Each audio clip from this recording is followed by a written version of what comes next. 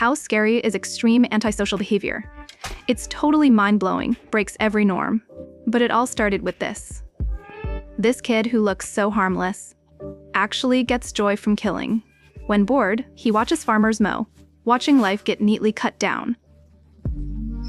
He'd cut ducklings' legs and toss them. Some people are just born evil. But the boy's behavior was never fixed, never punished either. His dark urges grew wild with age. Then one day, a hitchhiking woman stopped him. Jack didn't want to get involved, but she begged nonstop, wouldn't take none. Reluctantly, he gave her a ride. But as soon as she got in, she said she regretted getting in, accused him of not helping sooner, made her beg for ages just to ride. What if you're a murderer? Will you bury me in those woods? Luckily, Jack wasn't fully twisted yet, just seemed annoyed. But Jack's silence made her more aggressive. You don't look like a serial killer. Look at you, pathetic. You couldn't kill a fly.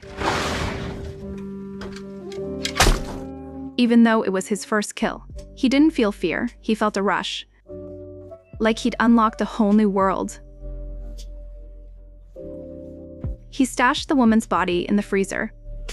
But within days, he was itching to kill. Hit the road looking for a new target, quickly spotted a middle-aged woman living alone. Jack couldn't contain his excitement. Even without a plan, he went to her door. When she opened it, he blurted out he was a cop. But she was super cautious. Wouldn't open unless he showed his badge. Seeing the plan unravel, he switched gears. I'm actually an insurance guy. Everyone shuts the door on me, so I lied. Seeing his pitiful face, she let him in. But the second he stepped inside, he transformed. Jack decided to keep playing the role. I really try hard selling insurance, he said. Why is everyone so hostile?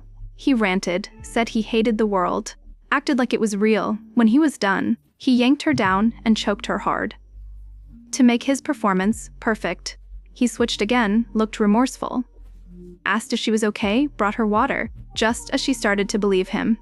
He revealed his true, monstrous face. Soon, she was utterly broken. Only then did he calmly strangle her to death, to add color to his art. He calmly cut her open. Then he slowly cleaned up the crime scene. From the opening grass-cutting scene, it's clear. Jack has severe OCD. He went back to the scene, sure he missed something, kept checking and rechecking. Even when police sirens wailed outside, he meticulously inspected every detail. Only at the last second did he rush to hide the body. Jack claimed he was an old friend of the woman. Told cops he heard a loud noise from inside. Flawless acting. Got him off scot-free with the police. To avoid leaving evidence in the car, he dragged the body behind it to his freezer, but forgot the bloody trail left behind. Kilometers of blood, impossible to clean. A massive storm poured down. The blood trail washed away completely, but surviving that one time changed everything. Jack's crimes grew wilder than ever. He thought he had a gift for acting. He'd stare at mirrors, practicing expressions and delivery, aiming for the perfect crime. Began his actor's training. Especially loved photographing frozen corpses. Soon, ordinary crimes couldn't satisfy his twisted mind.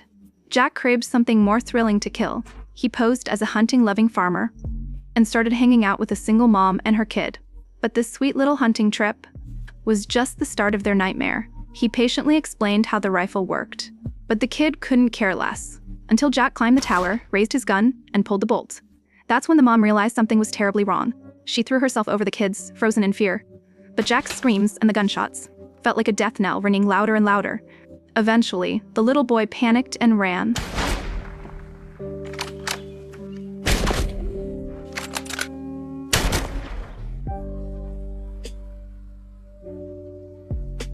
Jack's shot was clean, precise.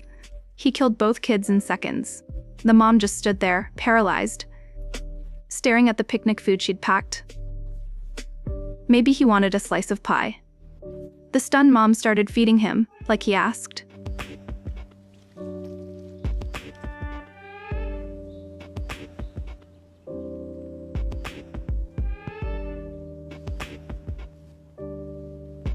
But Jack got bored quickly. He asked her, "What's your lucky number?"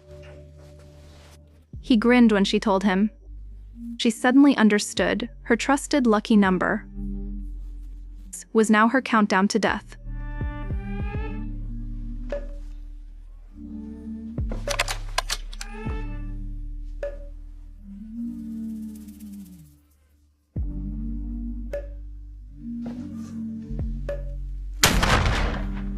She dropped as the trigger pulled.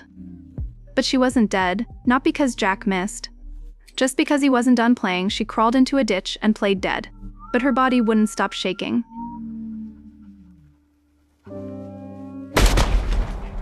After the killing ended, he hunted down dozens of crows, arranged their bodies in perfect rows, smiled, admiring his art.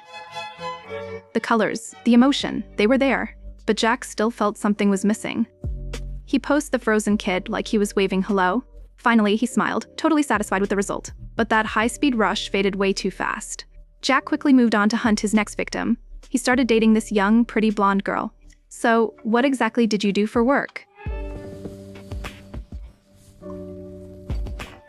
I've killed 60 people, count 'em. She just assumed he was messing with her. Come on, be serious. That joke isn't funny. Jack suddenly caught the acting bug hard. He apologized profusely for the terrible prank. Then he claimed he was actually an artist. To prove his point, he grabbed a pen, said he'd do some creative body paint art. But he noticed her chest wasn't perfectly symmetrical. His lifelong OCD couldn't stand the imperfection, decided to fix it himself with surgery.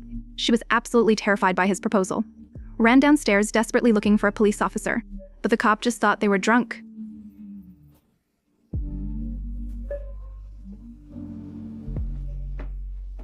Jack followed her down, playing his role well. Everything she just said? I really did kill 60 people, true story. The cop didn't want to waste time on drunks. Peeled out of there, furious at the waste. Jack slumped by the door, going full actor. I can't find a girlfriend, he complained.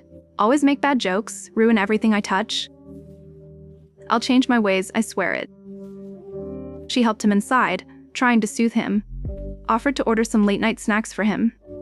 But as she dialed the number, she realized all the phone lines were cut. Time to drop the nice guy act now. He tied her up tight with the phone cord. With a burst of frantic, terrifying screaming, he brutally cut off both original headlights, made one into a creepy human skin wallet, gave the other to the cop as a souvenir. Just the tip of his massive criminal iceberg. He tricked 5 big tough guys with acting. Jack tied them up in the meat freezer, then lined up their heads in a neat row. Wanted to test how many skulls one bullet pierces. Just how many heads could one metal round take? Right as he was about to pull the trigger, someone told him the ammo wasn't even metal. So your whole test is completely pointless. Turns out that guy was totally right. The hostage accidentally hit Jack's OCD just right.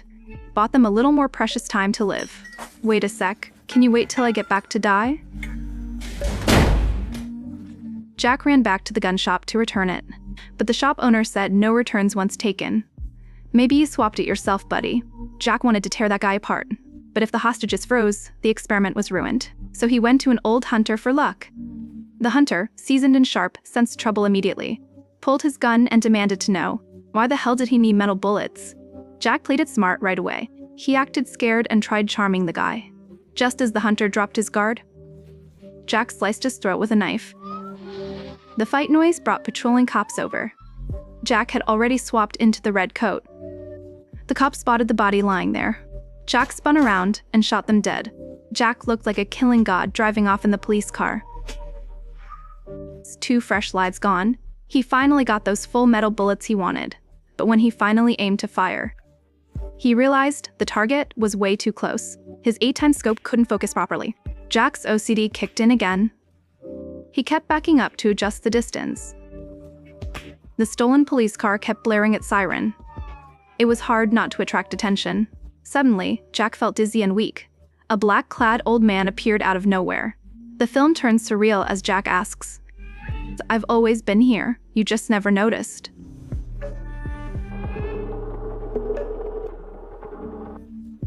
The old man? That was Death himself.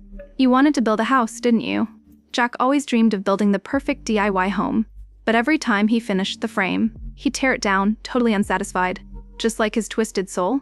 Constantly rebuilding, yet always collapsing. Cops rushed outside the door.